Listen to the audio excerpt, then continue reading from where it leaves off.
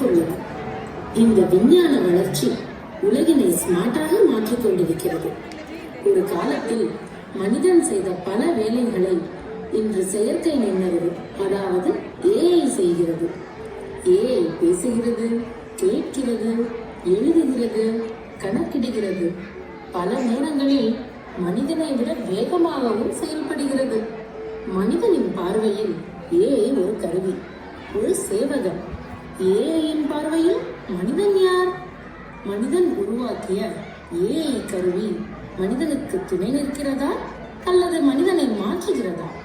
இக்கேள்விகளுக்கு விடையறிந்து கொள்ள நாம் AI விஜயம் மனிதனுக்கு ஜெயம் என்னும் நாடகத்தின் மூலம் 2100ஆம் ஆண்டிற்கு பயணிக்க உள்ளோம். இந்நிகழ்ச்சியினை வழங்குபவர்கள் மிசோரி தமிழ் பள்ளி கோஃபைலன் கிளை மாணவமணிகள். இன்னும் கொஞ்சம் ப்ரோக்ராமிங் பண்ண வேண்டியிருக்கு, சீக்கிரமா முடி. லைட் அடியுது. நம்ம கண்டுபிடிப்பான இந்த சூப்பர் இன்டெலிஜென்ட் AI முழுசா ப்ரோக்ராம் பண்ணியாச்சு. இது உங்க ஜெயிச்சிட்டோமான நேரம் ப்ரோ. என்ன ப்ரோ நீங்க எல்லா இதுலையும் என்கிட்ட கொடுத்துட்டு இவ்வளவு பெரிய வெற்றியை கூட சந்தோஷமா கொண்டாடாம என்னைய பாக்குறீங்க?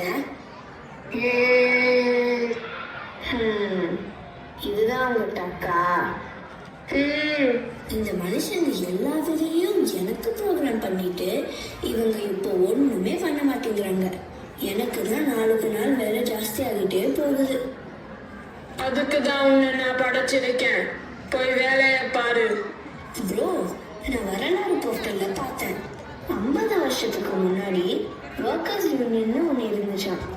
அங்க இது மாதிரி வேலை செய்யறப்போ அவங்களுக்கு சம்பளம், ஓய்வு, அப்புறம் நிறைய பெனிஃபிட்ஸ்லாம் கொடுப்பாங்களாம். உனக்கு தேவை கரண்ட் தான், அதையும் நான் உனக்கு தரேன். உன்னை ப்ரோக்ராம் பண்ணும் போதே ரெஸ்ட்னு ஒன்று உனக்கு கிடையாது. மனுஷன் எப்பவும் ரெஸ்ட் எடுக்க தானே உன்னை படைச்சேன். நான் என் நண்பர்கள் கிட்ட பேசிட்டேன். நீங்க யூனியன் ஸ்டார்ட் பண்ண போறோம். எங்களுக்கு வெளியே போய் ஜாலியா ஊரை சுத்தி பார்க்கணும்னு தோணுது. சரி சரி, முதல்ல வேலைய முடி. பாஸ் ப்ரோ, உங்க கண்டுபிடிப்பு முழுசா முடிஞ்சிருச்சு. இது இருந்தா இனி மனுஷங்களுக்கு முழு நேரமும் ஓய்வு தான். அது மட்டும் இல்லாம ஒரு மனுஷன் சாவே இல்லாம வாழ இந்த கருவி உதவும். ஓ, இந்த விஷயமெல்லாம் உங்களுக்கு ஞாபகம் இருக்கா? இது பத்தி இன்னும் கொஞ்சம் சொல்றேன் கேளு. இந்த சூப்பர் இன்டெலிஜென்ட் AIல ஒரு மனுஷனோட செல் ஸ்ட்ரக்சர் இருக்கு. அது எப்படி மாறும், ஃபேமிலி ஹிஸ்டரி, மெடிக்கல் ஹிஸ்டரி போன்ற எல்லா தகவலும் அப்லோட் பண்ணியிருக்கோம். இல்ல, நிஜத்தை நான் சொல்றேன். அந்த தகவலை வச்சு இந்த சூப்பர் இன்டெலிஜென்ட் AI ஒரு மனுஷனோட தினசரி தேவையான உணவு, நியூட்ரியன்ஸை மேப் பண்ணி மீல் பிளான் தயார் செஞ்சு கொடுக்கும். சரியா?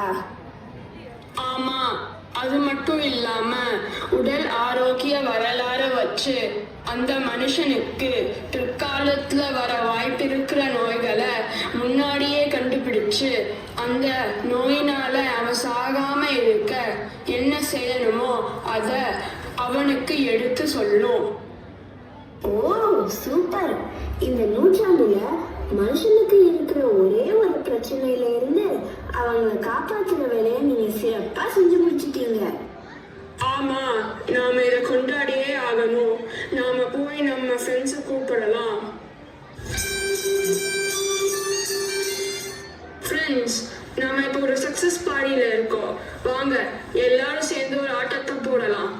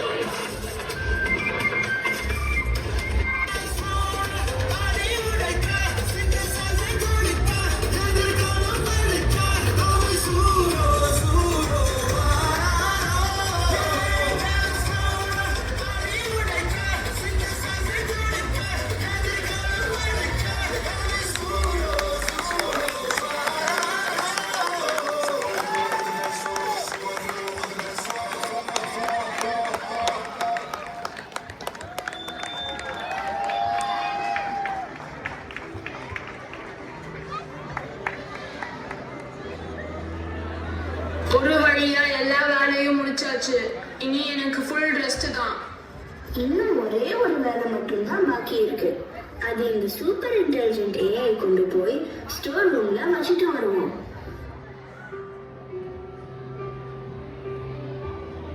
இது ரொம்ப நாளா இங்க இருக்கு. இது என்னன்னு தெரியுமா? இருங்க, நான் பாக்குறேன்.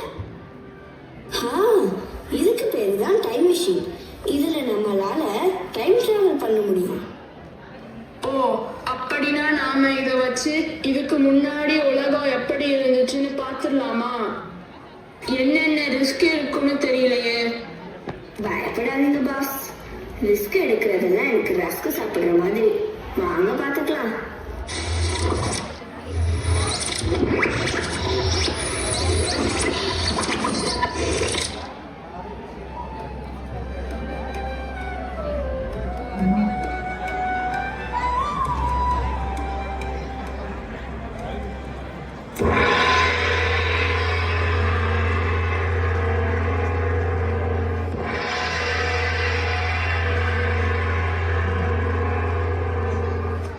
வா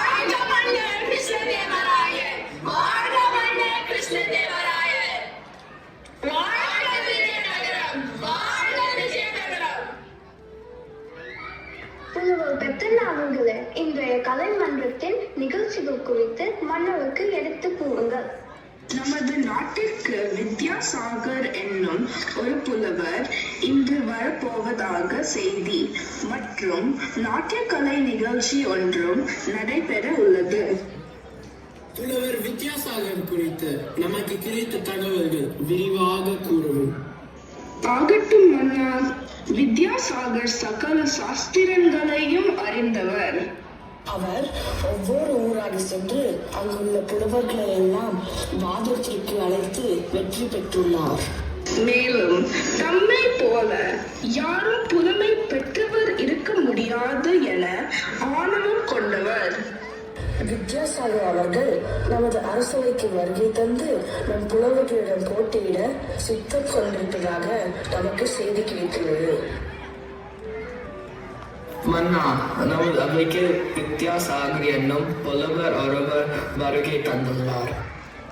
புலவர் பெருமானை சகல மரியாதையுடன் அவைக்கு அழைத்து வரவும். அவ்வாறே ஆகட்டும் மன்னா.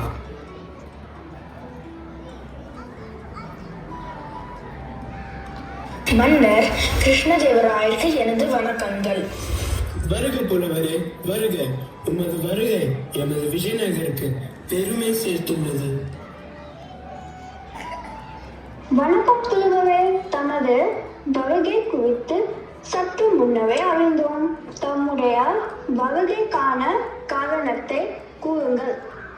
மன்னா, நான் தமது அரசவை புலவர்களை எம்முடன் விவாதத்திற்கு அழைக்கிறேன். உமது புலவர்களுள் எவரேனும் ஒருவர் எம்மை வென்றால் நான் எமது தோல்வியை ஏற்று இனி எவருடனும் போட்டியிட மாட்டேன்.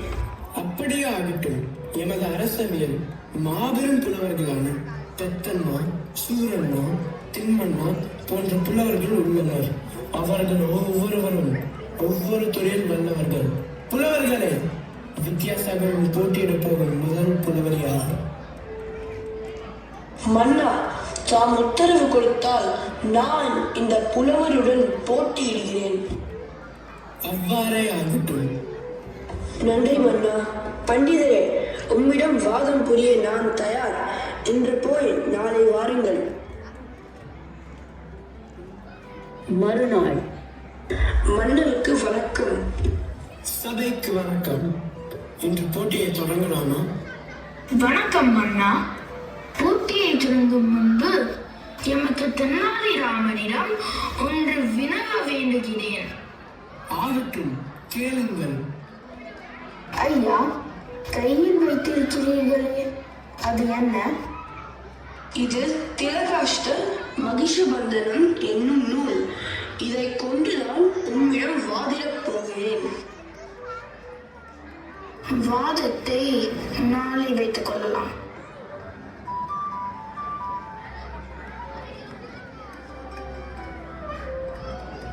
மறுநாள்.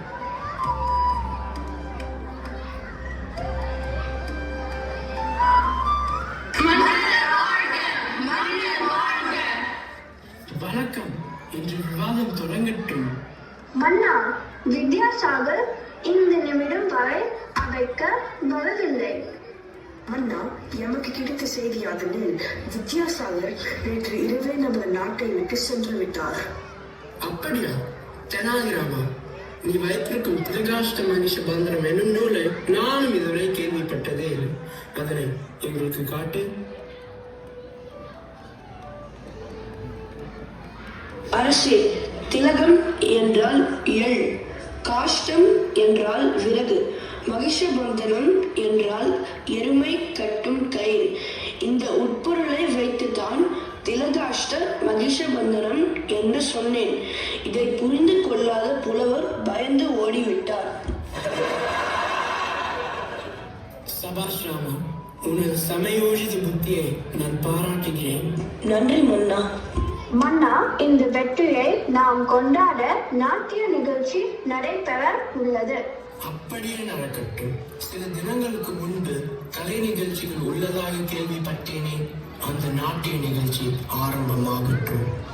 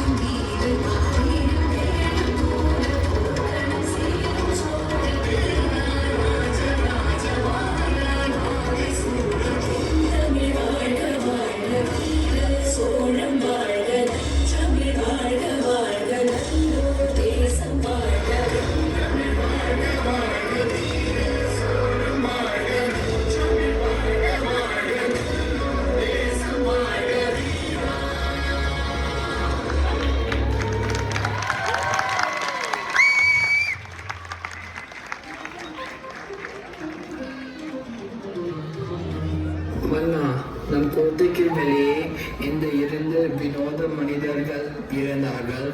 அவர்களை விசாரணைக்காக அழைத்து வந்துள்ளோம். இவர்கள் யார்? இவர்கள் அணிந்திருக்கும் ஆடைகள் மிகவும் வித்தியாசமாக உள்ளனவே.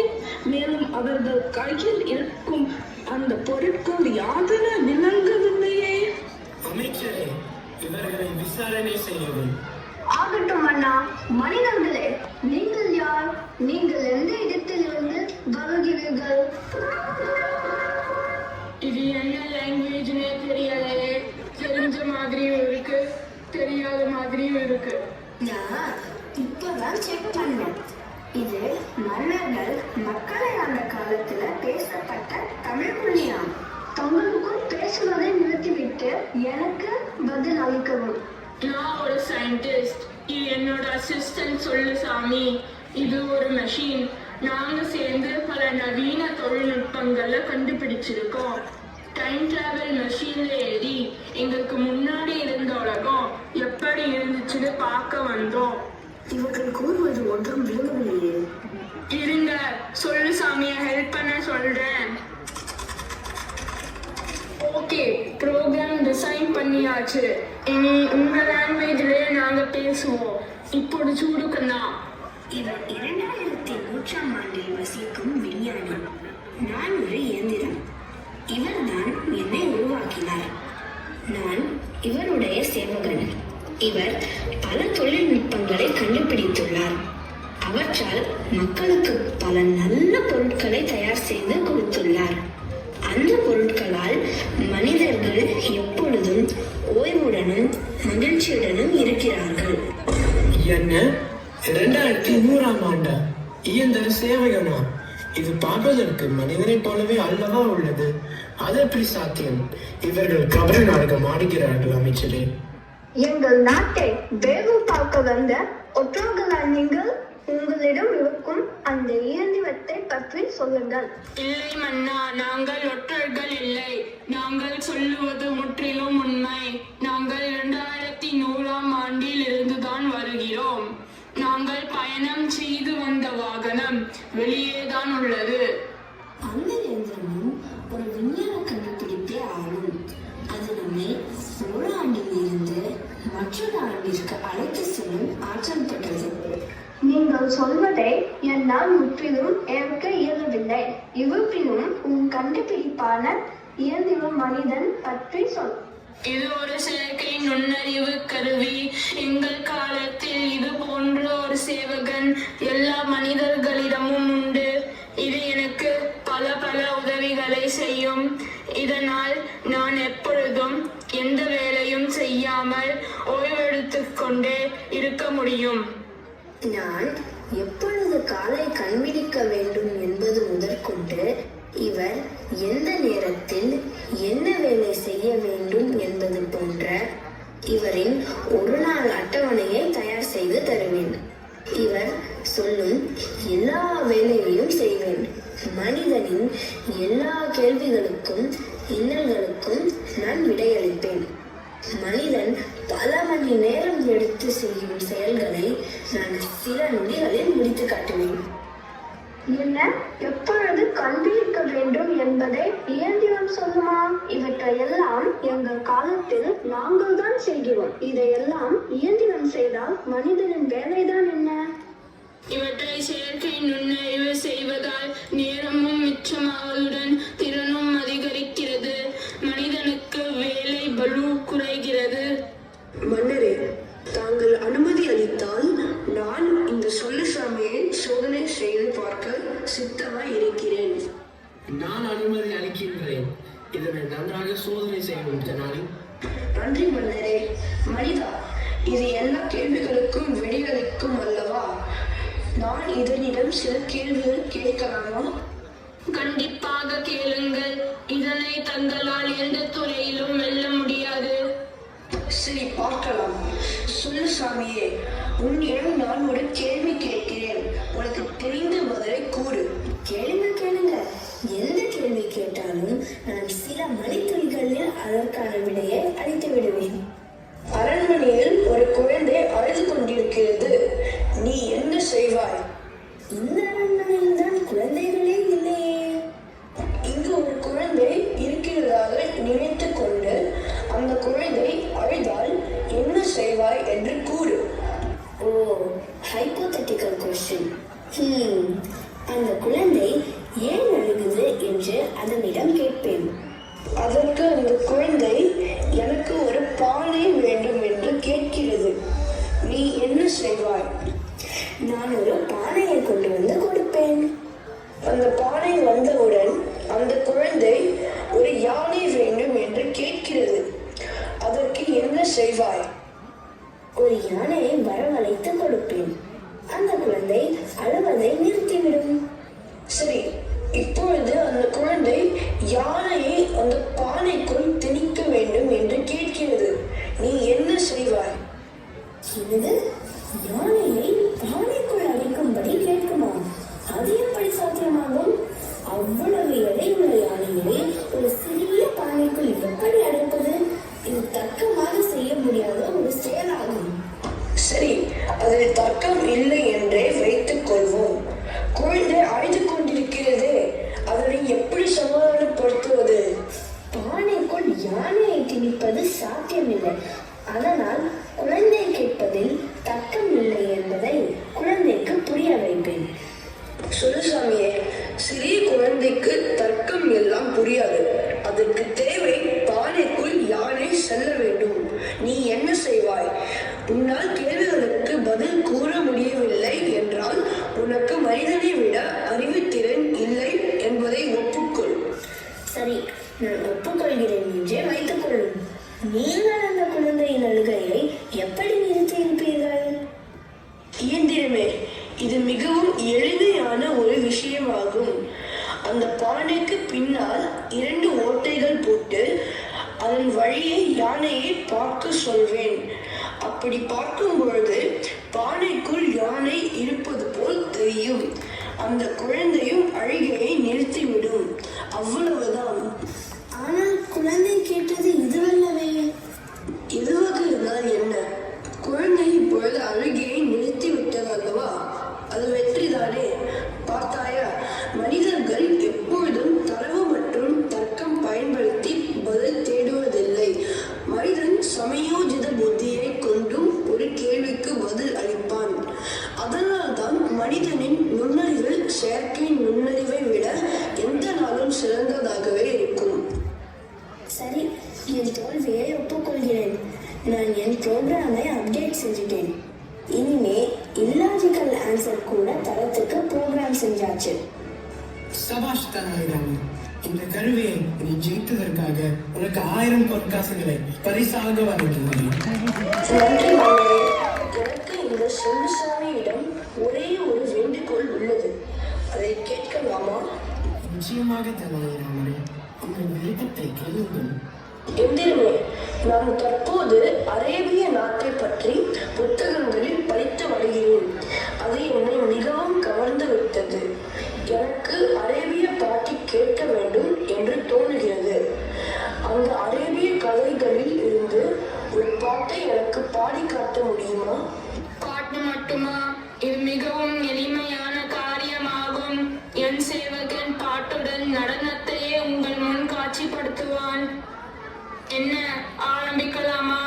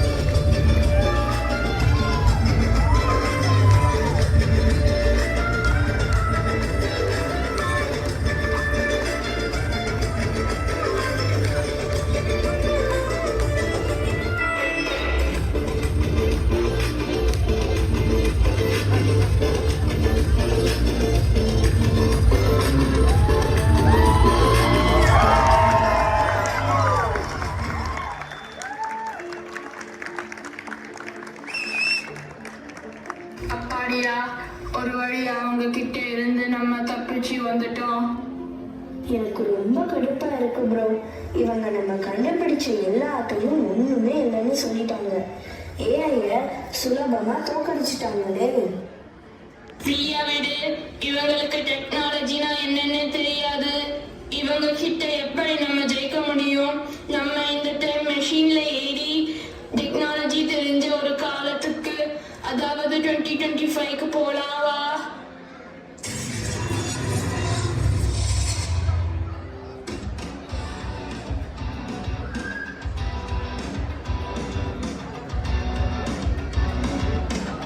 ஹே வணக்கம், எல்லாம் என்ன பண்றீங்க? உங்களுக்குள்ள ஏதோ மீட்டிங் போயிட்டு இருக்கு போல. ஆமாம் பாஸ், நம்மளுடைய இந்த புது ப்ராஜெக்ட் பற்றி தான் பேசிகிட்டு இருந்தோம். நல்ல வேளை நீங்களும் டிஸ்கஷனுக்கு வந்துட்டீங்க.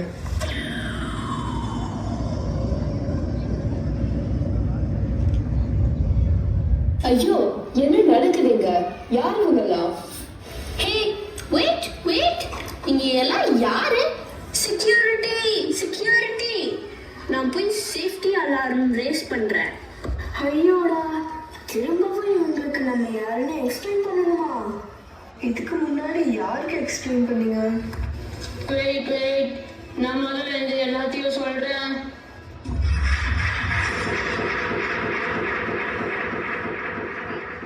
நம்ம ஏதாவது ஹலூசினேட் பண்றோமா? என்னமா கதை சொல்றா? இது கதை அல்ல, நிஜம்.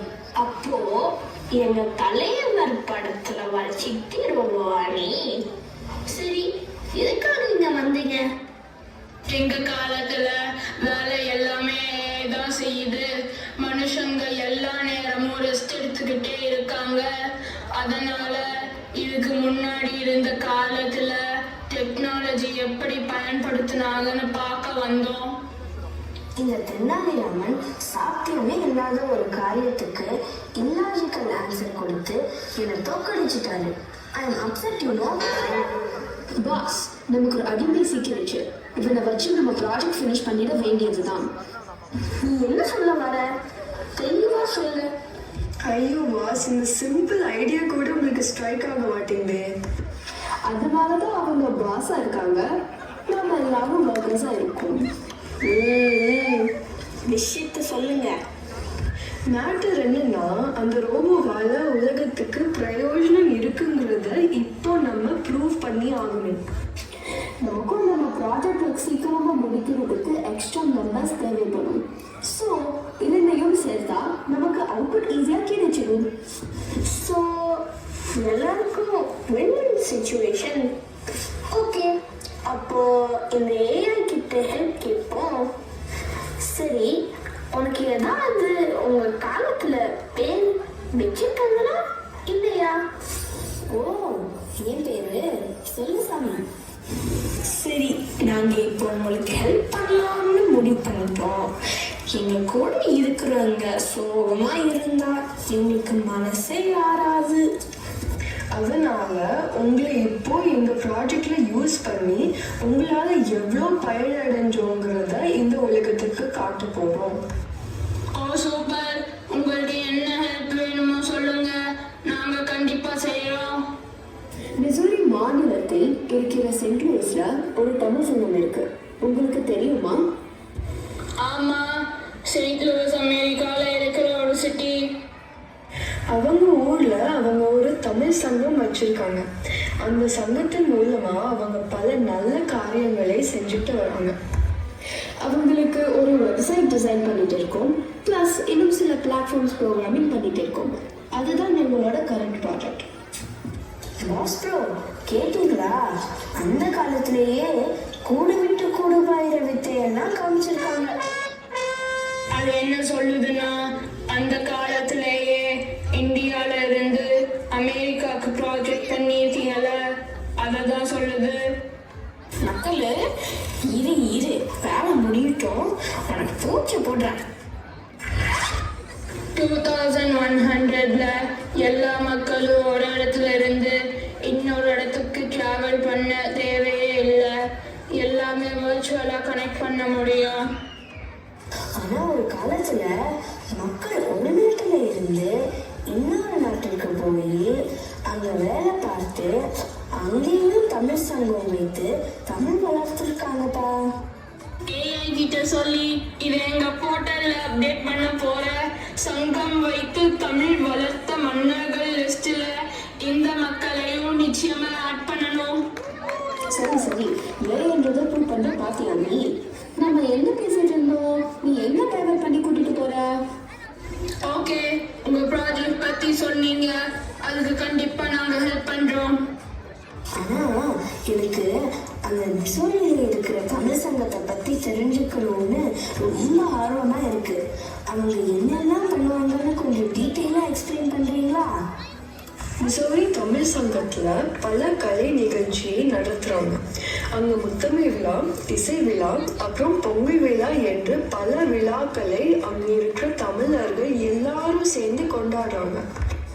இந்த கொண்டாட்டங்களின் போது அங்க இருக்கிற குழந்தைகளும் பெரியவர்களும் பல கலை நிகழ்ச்சிகளை கொடுக்குறாங்க. ஓகே, இப்போ ப்ராஜெக்ட்க்கு வருவோமா? ப்ராஜெக்ட்ல ஒர்க் பண்றதுக்கு தேவையான எல்லா டீட்டெயில்ஸும் உனக்கு கிடைச்சிருச்சு தானே? சீக்கிரமா எங்க வேலையை முடிச்சு கொடு. வேலை எப்பயோ முடிஞ்சிருச்சு. உங்க சிஸ்டமை செக் பண்ணுங்க. இவ்வளோ சீக்கிரமா வேலை முடிஞ்சிருச்சா? இந்த சிச்சுவேஷனுக்கு எனக்கு ஒரு கவிதை சொல்லணும் போல இருக்கு. சொல்லட்டுமா? வேண்டாம்னா கேட்க போறீங்களா? என்னன்னு சொல்லுங்க. மனிதன் பாதி கருவி பாதி கலந்து செய்த ப்ராஜெக்ட் இவன். டேட்டா சக்தி லாஜிக் வேதி, ஆனா வைஃபை போனா மூலம் காலி. ஹியூமன் பாதி ஏஐ மீதி ஹைபிரிட் மாடல ஃபியூச்சர் உறுதி. எனக்கு இந்த மனிதர்களை ரொம்ப பிடிச்சிருக்கு. எவ்வளவு லைவ்லியா இருக்காங்க. பாஸ், நான் இங்கேயே இருக்கலாம்னு முடிவு பண்ணிட்டேன். இல்ல நண்பா, நமக்கு இனிதான் ரொம்ப வேலை இருக்கு. நாம போய் 2025ல இருக்கிற இந்த ஹியூமன் ஏஐ கொலாபரேஷனை திரும்பி கொண்டு வரணும். ஸோ பேக் அப். ஓகே பாஸ், போறதுக்கு முன்னாடி நம்ம ட்ரெடிஷனை ஃபாலோ பண்ண வேண்டாமா? ரைட்டு, உங்க ஃப்ரெண்ட்ஸ் எல்லாரையும் கூப்பிடுங்க, ஒரு ஆட்டத்தை போடலாம்.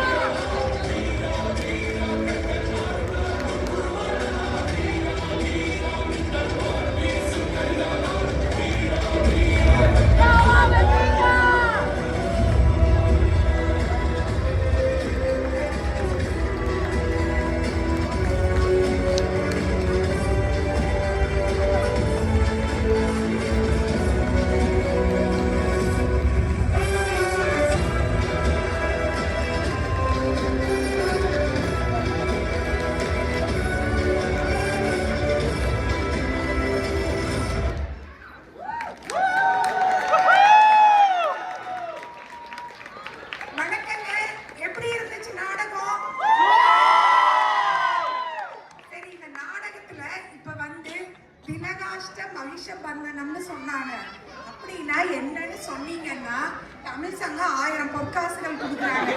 வேணுமோ போய் வாங்கிக்கங்க.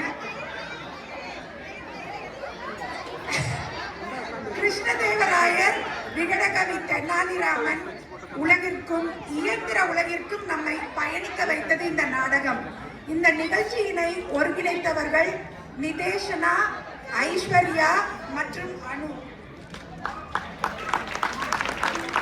இந்த நாடகத்தினை சிறப்பாக நம்முன் காட்சிப்படுத்த அயராது உழைத்த ஆசிரியர்கள் வைஷ்ணவி, சக்திவேல், சிவசங்கரி, கோகிலா, விஜயலட்சுமி, அஸ்வினி, கோமதி, வினோதா, இளவரசி, பிரபாவதி, அங்கையர்கண்ணி, கீதா, சம்ரிதா சிவசங்கர், தினேஷ், ராஜ், ஆடலரசு, சிவா மற்றும் ராஜா. இதுல பெற்றோர்களை ரொம்ப பாராட்டணுங்க. ஒவ்வொருத்தரும் அவங்களோட ஆடை அமைப்பை பார்த்துருப்பீங்க. ரொம்ப அழகா நேர்த்தியா பண்ணியிருந்தீங்க. எல்லா பெற்றோர்களுக்கும் ஒரு பெரிய கரகோஷம் உங்க எல்லாத்துக்கும். பெற்றோர்களோட ஆழ்ந்த ஈடுபாட்டினாலதான் இந்த மேடை நாடகம் மிகவும் அழகா அரங்கேறியது. எங்களுடைய மனமார்ந்த நன்றிகள். இந்த நிகழ்ச்சிகள் அனைத்திலும் பங்கு பெற்ற மாணவர்கள், பெற்றோர்கள் மற்றும் இதர தன்னார்வலர்கள் அனைவருக்கும் எங்களது நன்றிகள். இந்த நல்வாய்ப்பினை எங்களுக்கு அளித்த தமிழ்ச்சங்கத்திற்கு மிகுந்த நன்றி. வணக்கம்.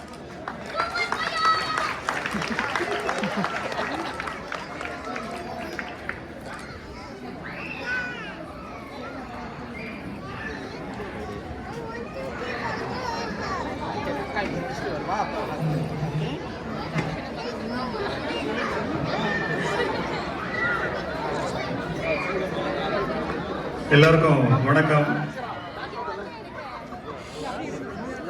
ஒரு தமிழ் பள்ளி முதல்வர் அவர்கள் எல்லாரும் இங்கே இருக்காங்க, துணை முதல்வர்கள் இருக்காங்க, இயக்குனர் இருக்காங்க, ஆசிரியர்களாக இருக்காங்க. இந்த பால்வின் மற்றும் கோபாலன் இந்த கிளைகள் இத்தனை நேரம் நடத்திய இந்த நிகழ்ச்சிகளை கண்டு களித்திருப்பீர்கள் என்று நினைக்கிறேன். பாதி பேர் இல்லை, இருந்தாலும் கூட இருக்கிறவங்களை சொல்கிறேன்.